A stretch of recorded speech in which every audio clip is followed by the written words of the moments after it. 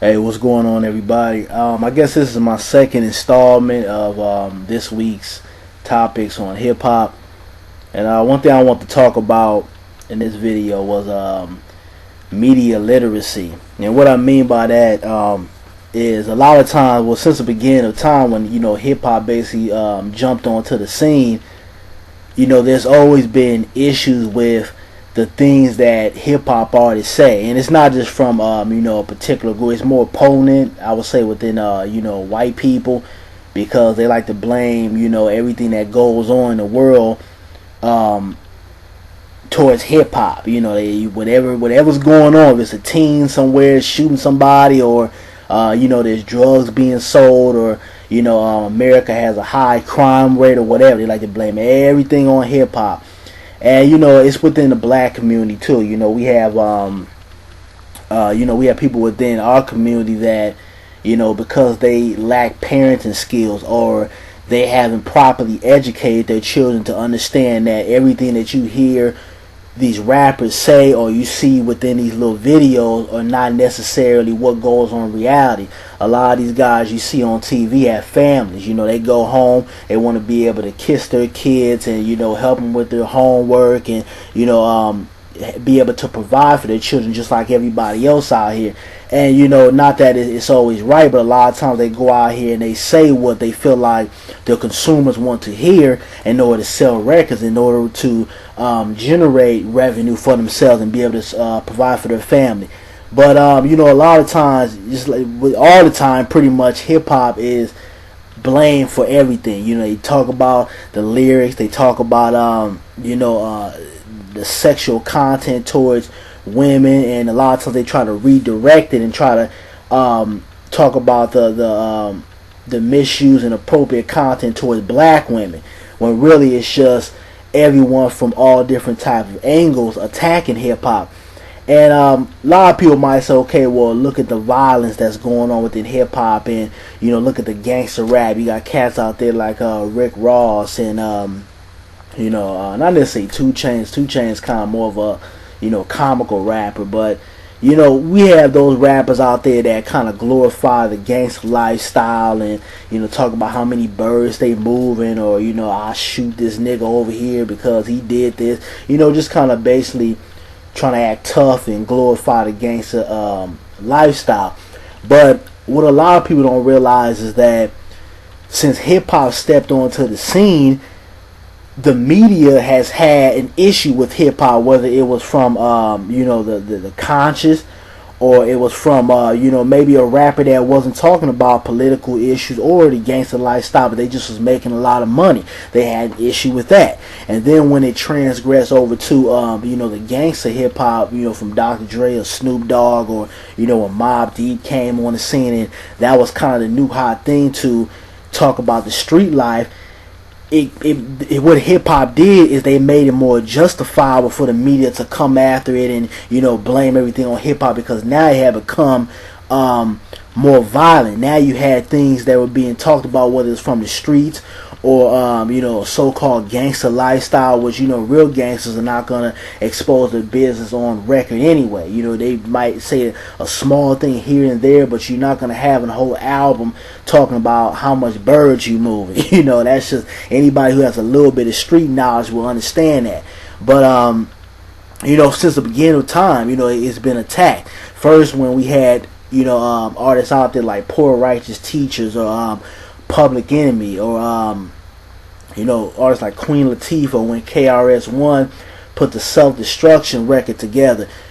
There's always been people outside that say, oh, what are these black people doing? They're doing this, or they're going to start a riot. And around that time when we had the political and conscious type of records, you had a lot of things going on in the world. You had the Rodney King thing going on.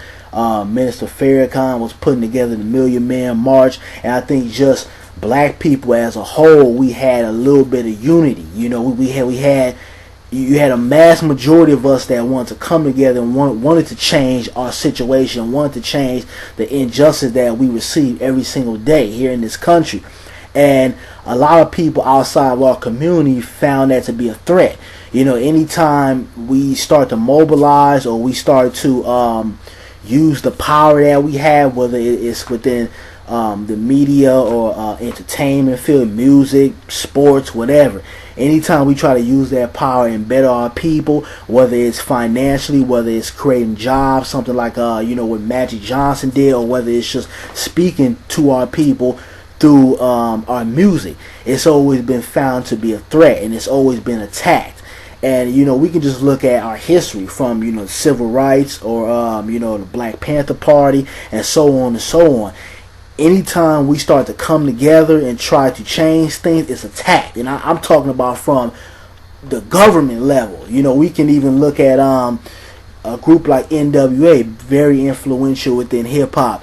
And although I have my pros and cons with NWA, I do like the fact that they came out and they spoke about things that were going on out here in LA, but not just in LA, but around the country. It was talking about police brutality, and they were talking about how we need to start standing up. And whether it was them coming out with the very aggressive name like NWA, niggas with attitudes.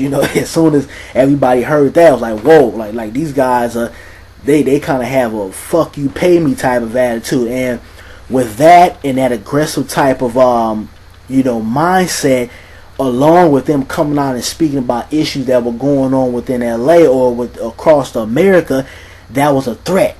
Whether they displayed some type of ignorancy, which a lot of things they would talk about. I've heard the album several times, and a lot of things they would talk about, I think they did display certain characteristics that white people negative characteristics that white people would put on black folks. And but on the flip side of that, there was a lot of positivity that came out of them too. They were talking about issues. They were talking about things that were going on. So since the beginning of time, it's always been an issue with the media having a problem with the literacy within hip hop. And I just think that it's time for us to get back to us speaking about certain issues. One thing I've always said about today's hip hop is I don't think that it's enough balance. I think we have the club records or the street records or the songs for the ladies, but where's those guys out there that are being put on the mainstream level, that have that tool to speak out to a mass majority of people? Where are the political type of records? Where are the conscious type of records? Where are the records that are speaking directly to the black community, or just humans in general? And I think that's something that's lacking within the game right now. But I just want to point that out, that it's always been an issue. It's not just today's rap, and because it's fully pretty much gangster music, or talking about a girl twerking, or it's glorifying sex, or whatever. You can go on and on with that. But hip hop has always been attacked, even when it was political, when it was conscious. It's always been a threat to America, and it's just up to us to protect it. Call out the ignorance that we see in hip hop. At the same time, we can't attack one of the most powerful sources that we have to speak about our issues. Because if we do that, if we don't constructively criticize our art form, and besides going about it in a negative way, or basically crucifying it like the media does, then we're just playing to the same hands that they're doing. We're basically helping them destroy hip hop and destroy the art form and destroy our freedom of speech. But that's all I wanted to say. You guys give me your feedback if you would like. I'm out. Peace.